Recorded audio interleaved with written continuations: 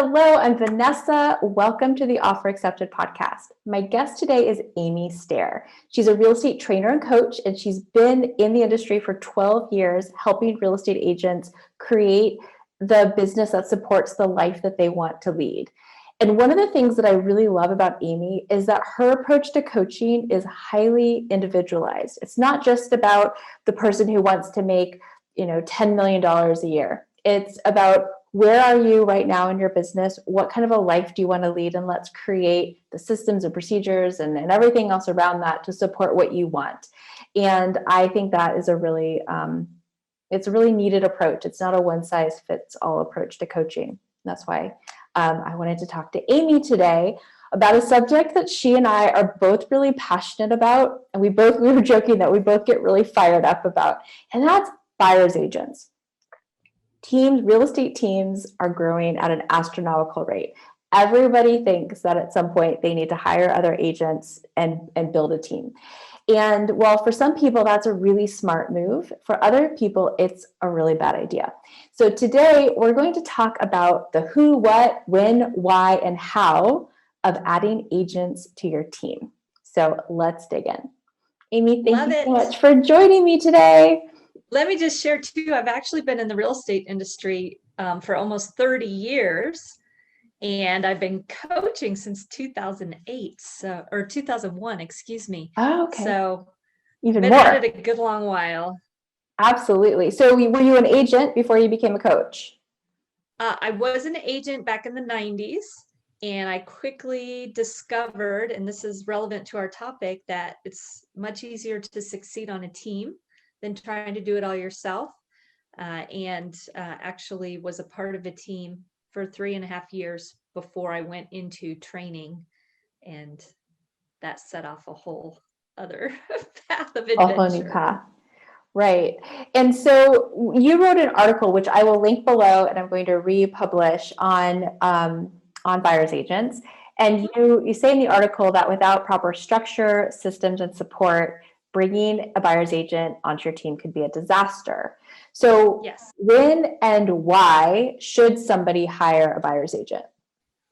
So here's what typically happens. Somebody comes into the business, solo agent, all of a sudden they realize that every hour of every day is completely exhausted and they can't keep up.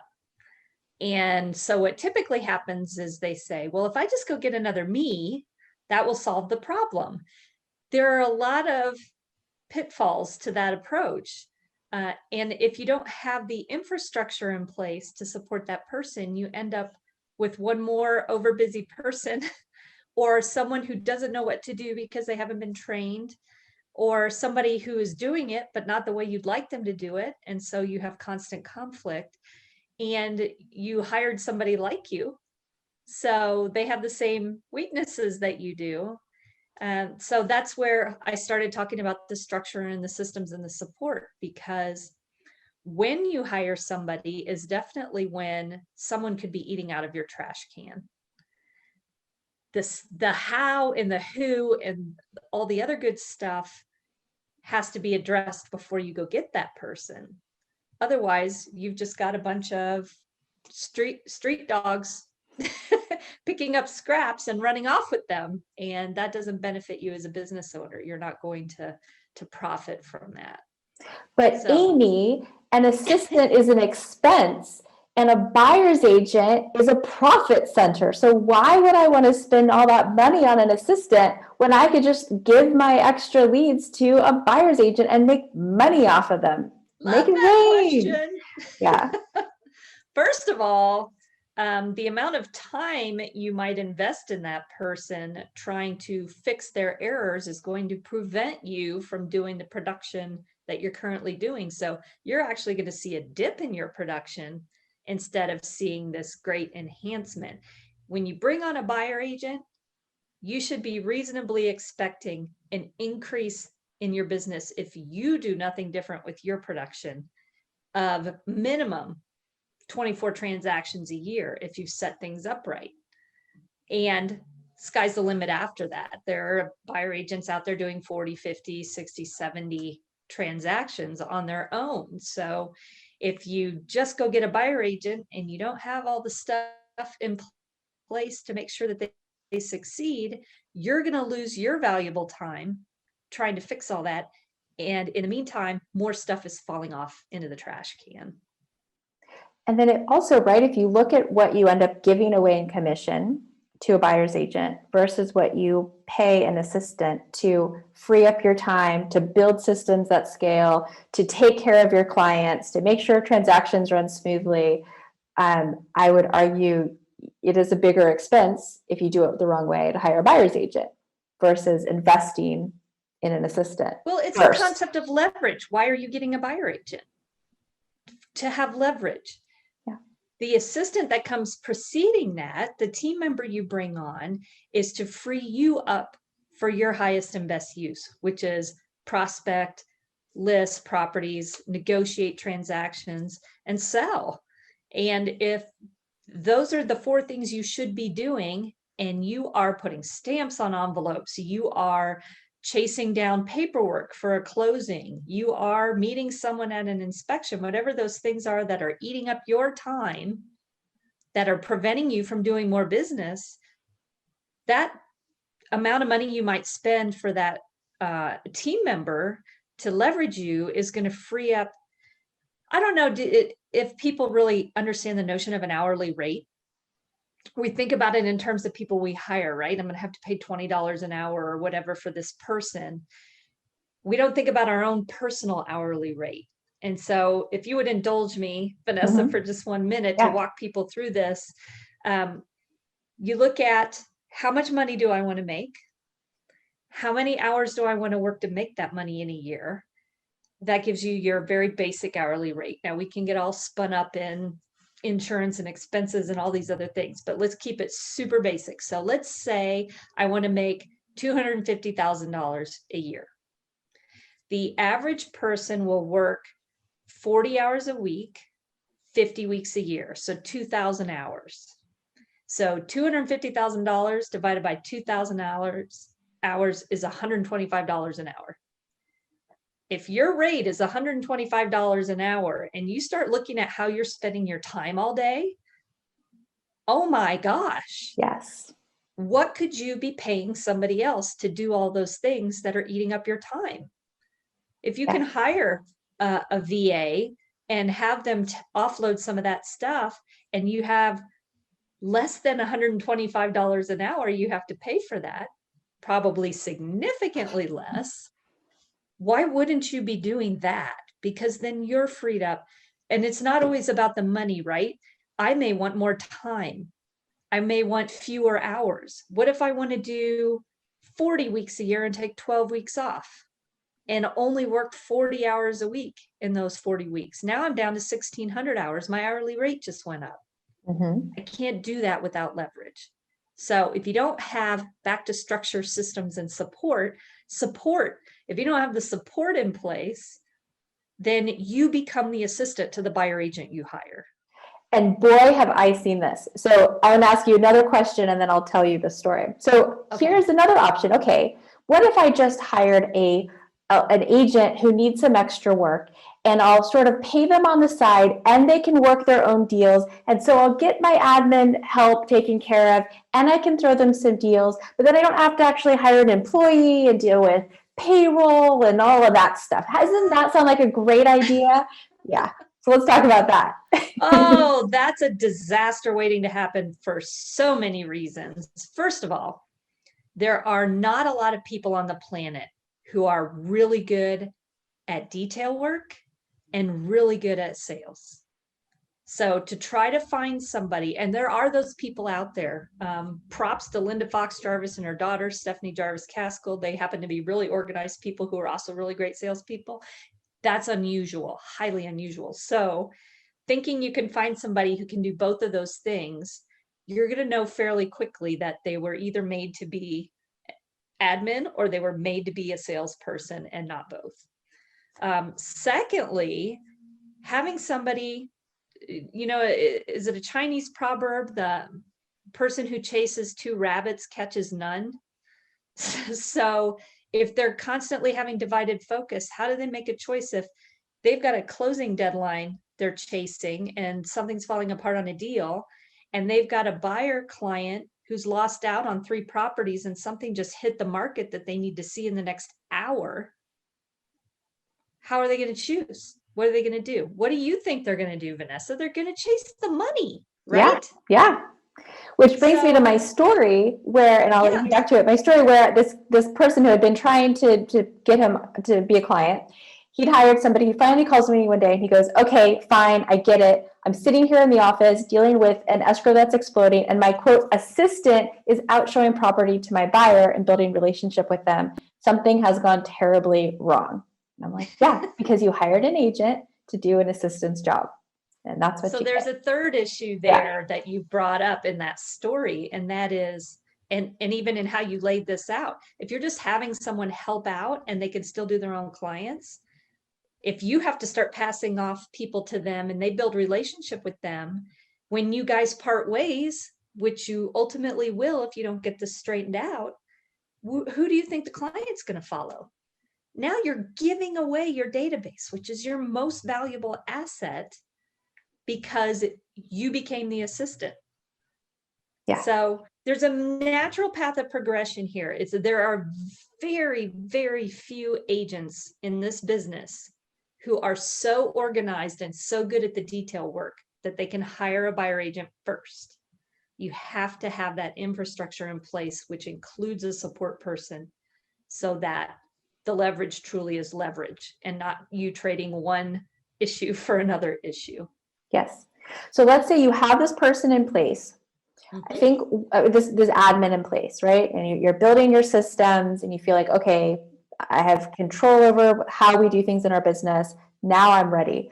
What else should people think about in terms of their maybe conversations with their admin, kind of thoughts about expenses? Like if they feel like they're doing it right, they've hired an admin first, and now they want to hire a team. What else should they be thinking about? Well, I think really, if I can take a step back on that and say the system itself has to be really good. Your structure for how you handle a deal, so that when that buyer agent is coming in, it's crystal clear to them what they should be doing. If it's not crystal clear to your admin, it sure as heck is not going to be crystal clear to your agent. And so it's walking through that. Most agents are flying by the seat of their pants. They have all of this tribal knowledge locked in their brains, and they're not sharing it with the people who they've hired to support them. And so it's really looking at, what do I have in place in terms of the technology, the actual checklist itself, the reminders, the drip campaigns, all of these things, to make sure that when that prospective client comes in the door, they are handled consistently and appropriately for the life of their involvement with the team. So it's making sure those things are in place, and that's where your admin can become your greatest asset, because they can see the holes that maybe you're not seeing. You as the agent are so used to doing it that you don't even think about the steps. You just do them. And an admin is in a unique position to say, okay, hang on a second. It's an A to Z process, and you just went from A to F. What happened with B through E? We need to outline that and get the system in place to support it. Then when you have all that worked out, it's a matter of, are you prepared to be the leader that buyer agent needs in order to succeed? And listen, buyer agents are buyer agents because they don't want to run a team. So they're not going to be like you in that way. They need accountability. They need structure. They need those systems. If you think you're going to go find someone who's like you, who's just going to take off with no structure, they can do that on their own. They don't need you. So making sure that you're prepared to slow down long enough to do the things that you need to do to set that person up for success, or those people up for success, because it's just as easy to hire 2 as it is to hire 1, right? Yeah. So coverage, this is a really simple thing. So you bring someone in because you're not getting to take a vacation anymore, and then they come in and they go on vacation when you're supposed to be on vacation. And who's going to cover the business? Or every time they go out of town, you're covering their business. So you just became the assistant again. So I would throw out the notion that if you think you're ready to hire a buyer agent, you might be ready to hire two. They're That's a easy. really, It's just as easy to train two as it is to train one, right? yeah, that's a really interesting point. And there's other thing I wanted to talk about. When we're thinking about systems, especially as you're bringing more people into the organization, the place where things go awry is when there's a handoff, when we transition from one thing to the next. So when you did it all yourself, like you have it in your head and you don't need to communicate with anybody. Now you have an assistant, you come back from your listing appointment, there's a handoff, right? Mm-hmm. Then there's a handoff from accepted offer to the transaction coordinator. And in those gaps is where a lot of things can go wrong. And so making sure before you bring a buyer's agent in, where there are going to be more transitions and more handoffs, you have that right, super key. I'd say the other thing go ahead. Can I piggyback on Yeah. that? You have a CRM for a reason. So why not reinsert the agent in the transaction at key points just to communicate with the person, have those reminders in the system too, so that yes, at accepted offer, you're handing them off to the transaction coordinator, and you know that you're going to have a reminder pop up to check in with them 1 week after, 1 week prior to closing, following the inspection, whatever your key points are that you decide that's when the agent should pop in, or even the rainmaker should pop in, that you lean on the system to do it instead of trying to keep it all up here. Perfect. The other thing to keep in mind is you and your lead admin create standards of behavior, standards and expectations for the business. If you bring agents in first who are all kind of doing their own thing, and then you realize you need an assistant, this poor assistant has to come in and convince, I've seen them have to convince like 4 or 5 people that this is the way we do things. That is unfair. It is difficult. It is so much better to say, hey, we'd love for you to join our team. This is how we do things here. These are our standards and expectations. If you'd like to be part of our team, this is how we roll. And either you're okay with that or we're not a good fit. This makes it so much easier to run a team that actually functions versus trying to back into it later. You can have a great assistant, but you are so spot on. I just had this conversation with a team that was 3 different agents, all doing things differently, coming together as a team and looking to leverage with more agents. They all had their own individual way of doing things. And that's exactly the position the admin got put in was, oh, but so-and-so wants it this way, and Vanessa wants it this way, and Amy wants it this way. So now I have to do everything 3 different ways. No, absolutely not. The other thing we really need to talk about is your value proposition as a team leader, right? Why is somebody going to join your team versus another team? Every team has its own unique culture and like the things that make it tick. And the better job you do, and you can speak to this better than I can, right? The better job you do of articulating your value to a buyer's agent or agent who wants to join your team, the better chance you have of attracting people who are of the quality that you want to have join you. Do you want to talk about that a little bit? Yeah, your timing is really good because I just went through this with 2 separate clients, walking through what are they going to do to recruit to get more agents. And it's interesting to me how little clarity most people have about what their value proposition is. The conversation typically starts out with, X competitor is offering these splits and I need to be competitive with the splits. And at the end of the day, for most of us, it's not all about the money.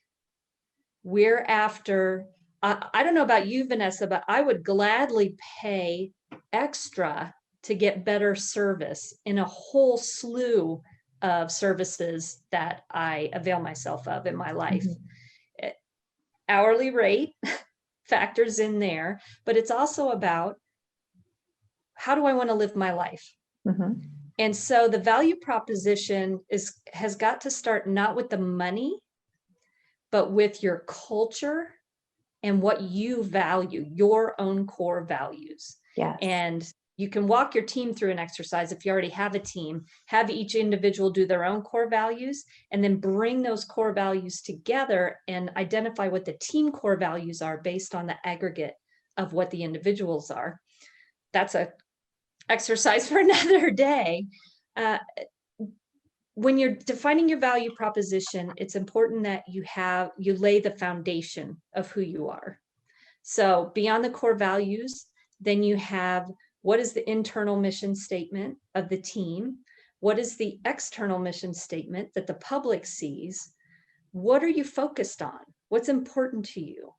You could be focused on first-time home buyers. You could be focused on luxury properties. You could be focused on transitions, which could be, people moving after a long period of time in their house into some sort of 55 and older community or senior living environment. All of these things factor into what your value proposition is and can be attractive to the people who come to work for you. Maybe your value proposition is that you've been in the business for 40 years and built an incredible reputation in your marketplace that people can trust. You can't buy that as a new agent. You can't buy that experience and reputation. Joining a team that has it is a huge win. Mm-hmm. And then the support you give to those agents once they come is a huge value proposition. They won't get walking into a regular brokerage what they'll get by being a part of your team. And the money conversation comes at the end of all this, not at the beginning. Mm-hmm. If they buy into your values, if they buy into your systems, if they buy into who you are in the marketplace and all those things they see value in, then they will trade part of their earnings for that value. Mm-hmm. It's back to college econ class, there's a supply and demand thing going on here. And when the value outweighs the cost, people will spend the money. If your value proposition isn't strong, doesn't matter what your splits are. Yeah. And we're seeing this happen at an industry level with the transitions that happen between brokerages. When I started in real estate back in 1992, nobody thought twice about going to a broker that took half your commission. That was the way it was. And frankly, I was shocked about 5 years ago to find out one of my clients who was working for a traditional brokerage and was a huge successful producer was little more than that half and half split after 20 years in the business. I said, my gosh, do you realize? And our conversation wasn't, you could make more money on your own. Our conversation was, for that massive amount of money you are paying into your brokerage, what is the value you're getting in return? Mm-hmm.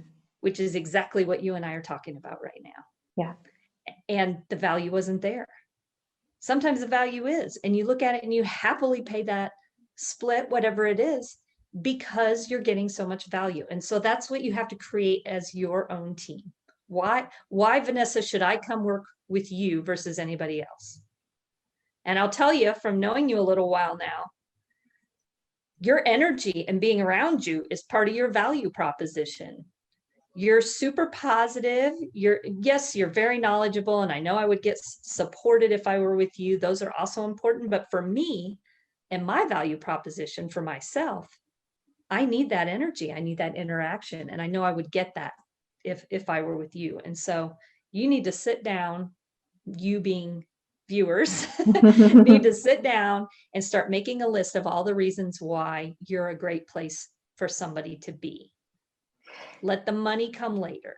Yes. So let's talk about being a great place where somebody wants to be, because look, not everybody should grow a team.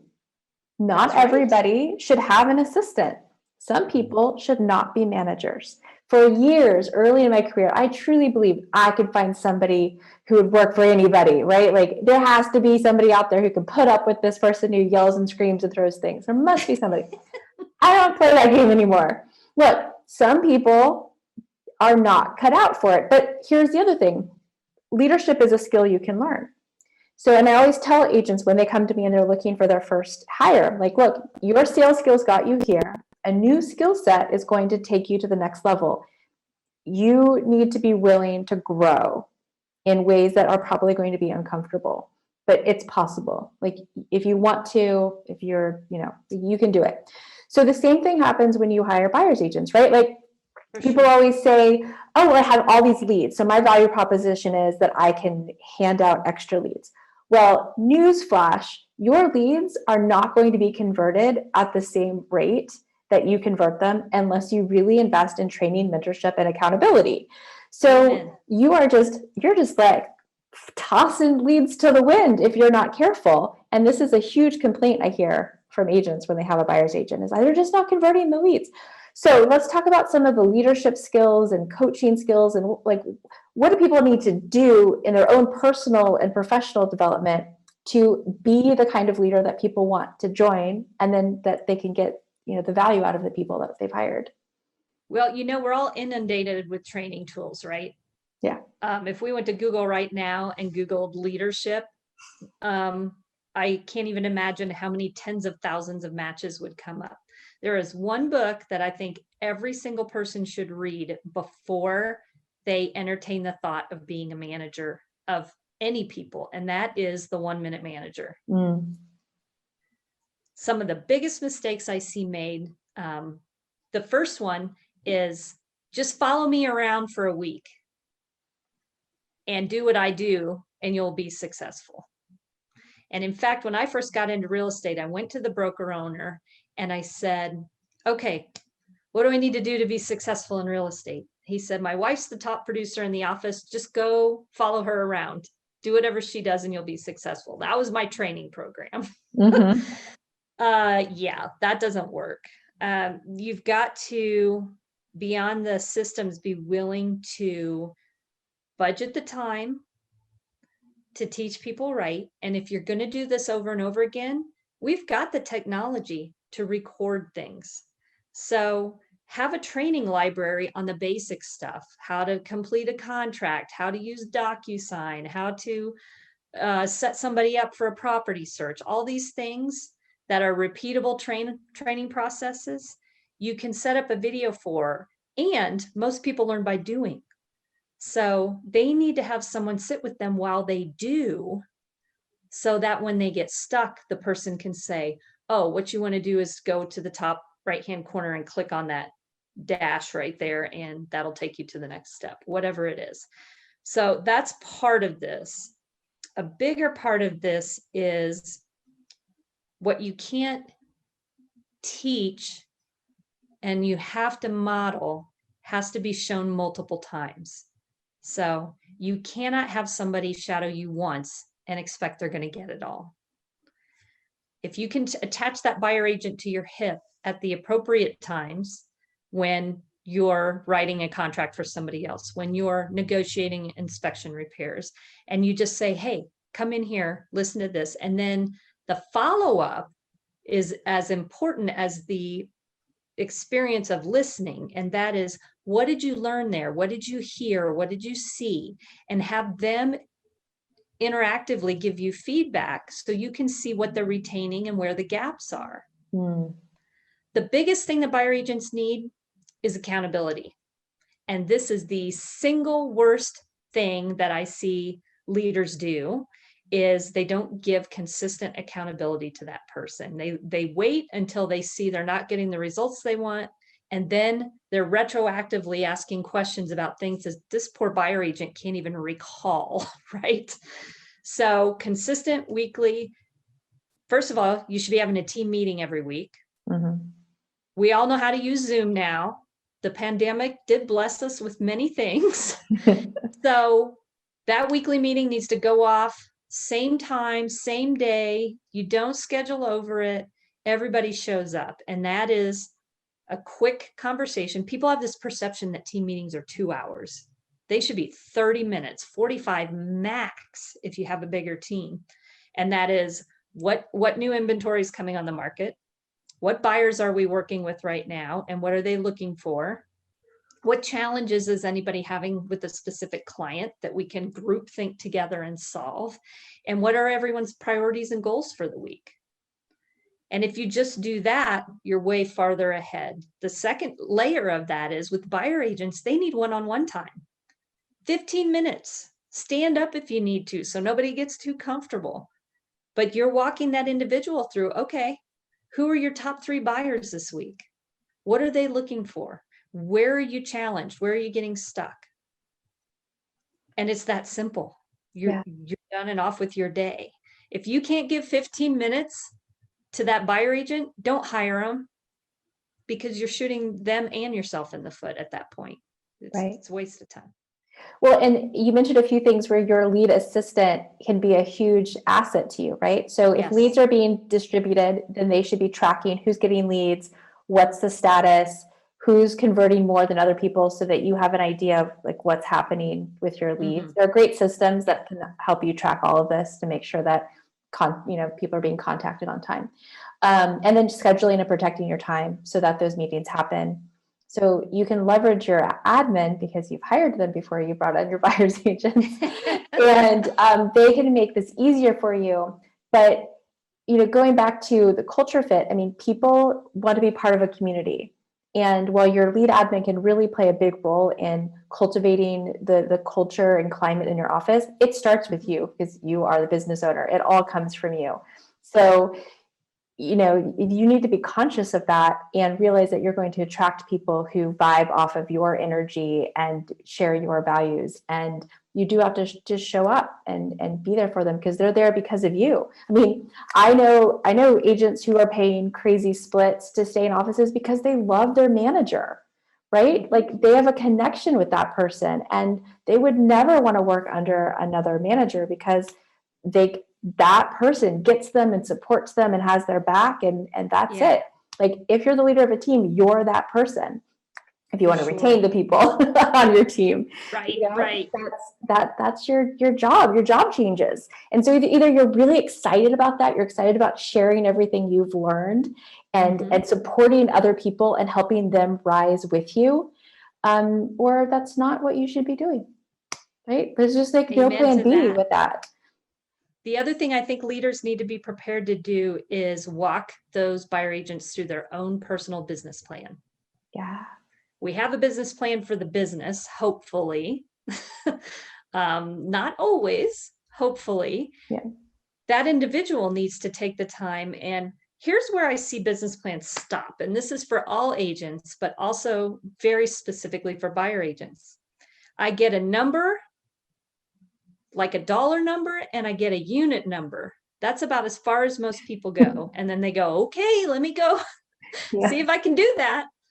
You need to drill down more on that and say, okay, if I'm a buyer agent and I want to do 30 transactions this year, what sources of business are those going to come from? How many are going to come out of my sphere of influence and my past clients? How many of those are going to come from open houses? How many of those are going to come from Zillow leads? How many of those are going to come from geographic farming? Whatever your areas are that you decide, that's where your business is going to come from. That's the next layer under, I want to do 30 transactions. So now we have them, maybe 15 in my sphere and 6 from Zillow, and I'm going to do 8 from open houses. What's 29? So I got one more I got to stir up over here. Now I have to take the next step beyond that and say, okay, if I want 15 transactions out of my sphere of influence, how am I going to do that? We can't leave it up to just hope. We've got a plan. And a leader has to be able to sit with the person to take those steps, or hire someone who can sit with the person and take those steps. That right there, what are you going to hold people accountable to? You're going to hold people accountable to the plan they committed to. If you just bark orders and say, hey, I heard on a podcast by Pro R.E.A staffing that the average buyer agent could do 24 transactions, so that's your goal. They don't have anything personally invested in that. Yeah. If instead you say, what do you want to earn this year, and what is that earning going to do for you? Mm-hmm. What The is why. the end game? Yeah. Why? Yes, you talked about this earlier. The why of their motivation. And then, okay, if that's your why, then this is the number we need to do. You work them backwards. They want to make $75,000 so that they can fund this college education for their child, or, retire this debt that they've been carrying around, or whatever it is. Now they have a motivator. Let's walk that backwards and tell them how to do that, and really set them up for success, so that when they walk in the door each morning, they know what they have to do to be successful. Am I scheduling an open house this week? Am I calling 15 of my sphere? What am I doing every day to make sure? And then when you have weekly accountability, it's really easy, because you've already established what all the benchmarks are. I need to do this, this, this, this, and this. And if they're not doing that, one of the complaints you hear is, and I know you hear this one, Vanessa, from the team member, I feel like I'm being micromanaged. Yep. That's appropriate when you're not getting the results you want. It's not appropriate when someone is doing the right things and getting the results. Right. So you've got to tell the people that work on your team, if you don't want to be micromanaged, then follow through on your commitments. I won't say boo to you. If your goal is 24 transactions and you're ahead for the year, keep doing what you're doing. It's working. Yeah. If, on the other hand, you're coming to me and you're struggling and you're saying, I'm not making goal, let's get into the nitty gritty. It might feel like micromanaging, but we're evaluating your commitments and the actions you need to take to follow through on those commitments. Perfect. Amy, this was such a good conversation. I feel like we covered so many of those burning points that I just want everybody to know. Because you and I both love to see small business owners thrive. I mean, that's why I do what I Yes. do, right? And it's so exciting when somebody takes the right steps and goes from one assistant to the buyer's agent to a team. And then suddenly I have clients who spend like half the year traveling and their team just functions without them. And that is so cool. So hopefully this information helps people take the right steps so that they can build the business that supports the life that they want to lead, right?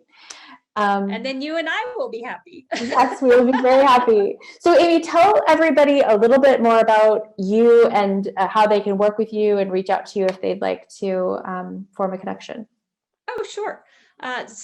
My focus is on coaching small business, and specifically real estate. I've been in the industry almost 30 years, and I'm a boutique operation. I'm not a big warehouse of coaching.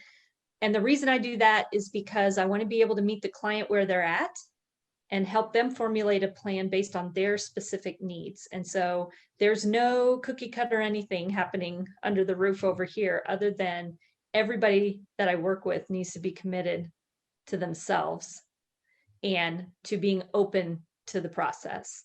So if somebody were to want to just talk about, I'm stuck here and I'm not quite sure what direction to go, I don't even know if coaching is what I need, I just need a sounding board, I'll give anybody 15 minutes of my time. You can reach out to me by email. I'm sure you can include my email. It's Amy at Real Estate Masters Guild. Make sure you put the S on master. Or you can welcome to call me, 303-682-1072. I'm happy to spend that time. I work with clients by a number of sessions, as opposed to a contracted time. I know some coaching organizations say you have to do 6 months or a year. I don't operate that way. And so you just invest in a number of sessions, and however long it takes you to use them up, I trust that that's your process. And I want to meet people where they're at. Fantastic. I will include all of that information below so people can reach out to you.